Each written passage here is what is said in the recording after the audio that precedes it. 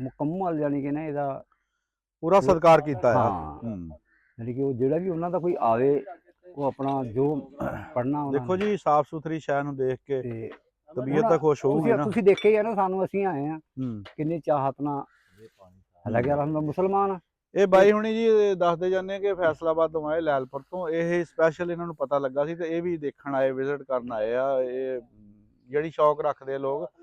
ਤੇ ਮੈਂ ਫਿਰ ਇਹੀ ਗੱਲ ਕਹਾਂਗਾ ਕਿ ਪਾਕਿਸਤਾਨ 'ਚ ਜਿੱਥੇ ਜਿੱਥੇ ਵੀ ਜਿਨ੍ਹਾਂ ਪਿੰਡਾਂ ਵਿੱਚ ਜਿਨ੍ਹਾਂ ਸ਼ਹਿਰਾਂ ਵਿੱਚ ਇਹ ਹੈਗੇ ਆ ਗੁਰਦੁਆਰੇ, ਇਹਨਾਂ ਨੂੰ ਖਤਮ ਨਾ ਕਰੋ, ਇਹਨਾਂ ਨੂੰ ਆਬਾਦ ਕਰੋ।